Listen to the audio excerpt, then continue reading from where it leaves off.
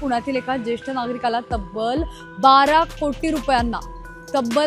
कोटी रुपयांची फसवणूक झालेली आहे। स्टॉक एक्सचेंजमध्ये तुम्ही इन्व्हेस्ट करा आणि या इन्व्हेस्टनंतर तुम्हाला खूप चांगला मोबदला मिळेल असं सांगून पुण्यातील हडपसर भागामध्ये राहत असणाऱ्या एका 74 वर्षीय वृद्ध व्यक्तीला जवळपास 12 कोटी रुपयांचा गंडा घालण्यात आलेला आहे। आणि यांना एका अननोन व्हॉट्सअप नंबरवरून फोन आला आणि त्यांनी सांगितलं की आम्ही शेअर मार्केटचं मार्गदर्शन करतो, तुम्ही जर काही पैसे गुंतवले तर तुम्हाला चांगला परतावा मिळेल। त्यानंतर ते एका VIP 24 ह्या नावाच्या अननोन व्हॉट्सअप ग्रुपला जे पीडित व्यक्ती आहे हे जॉईन झाले आणि मग त्या ग्रुपला त्यांच्या चॅटिंग चालू असताना त्यांना असं दिसलं की इतर लोकांना खूप फायदा होतोय शेअर मार्केटमध्ये पैसे गुंतवल्यावर, म्हणून ह्यांनी थोडेफार पैसे गुंतवले। सुरुवातीला त्यांना काही प्रमाणात फायदा दिला गेला, नंतर मग त्यांना सांगितलं की मोठी रक्कम गुंतवल्यावर तुम्हाला जास्त परतावा मिळेल। पुणे शहरात नेमकं चाललंय तरी काय असा प्रश्न पडलेला आहे, कारण पुण्यातील एका ज्येष्ठ नागरिकाला तब्बल 12 कोटी रुपयांची फसवणूक झालेली आहे। स्टॉक एक्सचेंजमध्ये तुम्ही इन्व्हेस्ट करा आणि या इन्व्हेस्टनंतर तुम्हाला खूप चांगला मोबदला मिळेल असं सांगून पुण्यातील हडपसर भागामध्ये राहत असणाऱ्या एका 74 वर्षीय वृद्ध व्यक्तीला जवळपास 12 कोटी रुपयांचा गंडा घालण्यात आलेला आहे। या संपूर्ण प्रकरणासंदर्भात आता या पुण्यातील सायबर पोलीस स्टेशनमध्ये गुन्हा दाखल करण्यात आलेला आहे आणि या सगळ्याची आता तपास सध्या सुरू आहे।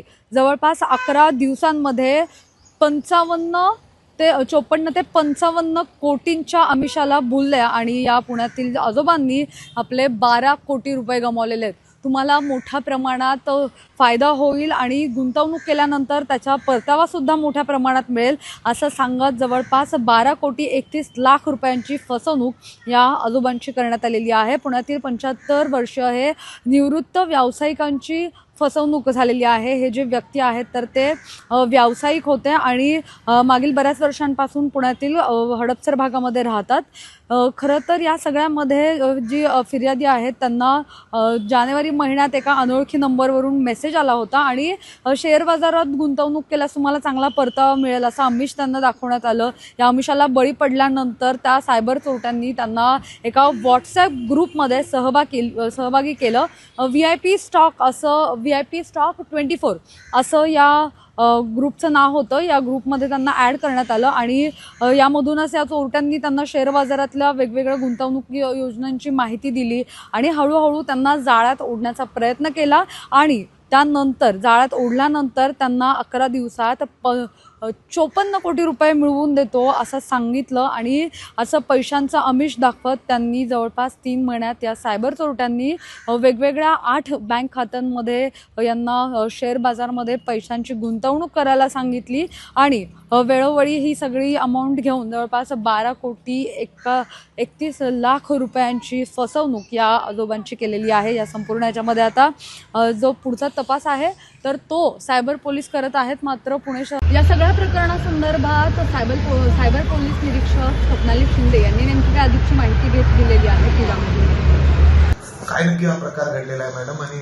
काय समोर आलं यातून, कशा पद्धतीने फसवणूक झाली? नमस्कार, आमच्याकडे सायबर पोलीस ठाणे पुणे शहर येथे गुन्हा दाखल आहे। सदरच्या गुन्ह्यामध्ये जे पीडित व्यक्ती आहे हे ज्येष्ठ नागरिक आहेत आणि ह्यांना एका अननोन व्हॉट्सअप नंबरवरून फोन आला आणि त्यांनी सांगितलं की आम्ही शेअर मार्केटचं मार्गदर्शन करतो, तुम्ही जर काही पैसे गुंतवले तर तुम्हाला चांगला परतावा मिळेल। त्यानंतर ते एका VIP 24 ह्या नावाच्या अननोन व्हॉट्सअप ग्रुपला जे पीडित व्यक्ती आहे हे जॉईन झाले आणि मग त्या ग्रुपला त्यांच्या चॅटिंग चालू असताना त्यांना असं दिसलं की इतर लोकांना खूप फायदा होतोय शेअर मार्केटमध्ये पैसे गुंतवल्यावर, म्हणून ह्यांनी थोडेफार पैसे गुंतवले। सुरुवातीला त्यांना काही प्रमाणात फायदा दिला गेला, नंतर मग त्यांना सांगितलं की मोठी रक्कम गुंतवल्यावर तुम्हाला जास्त परतावा मिळेल।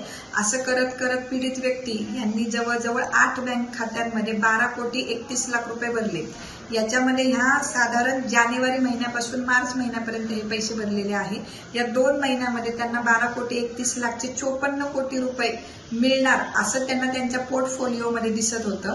परंतु जेव्हा ते 54 कोटी रुपये झाल्यानंतर जेव्हा ज्येष्ठ नागरिकांनी ते विड्रॉल करण्याचा प्रयत्न केला तेव्हा ते विड्रॉल होत नसल्याचे त्यांना जाणवलं। त्यानंतर वेळोवेळी त्यांनी ते अननोन जे व्हॉट्सअपचे नंबर किंवा ग्रुपमध्ये त्यांना संपर्क करायचा प्रयत्न केला, परंतु त्या लोकांनी त्यांना काही संपर्क केलेला नाही. तेव्हा यांची खात्री पटली की आपली फसवणूक झालेली आहे.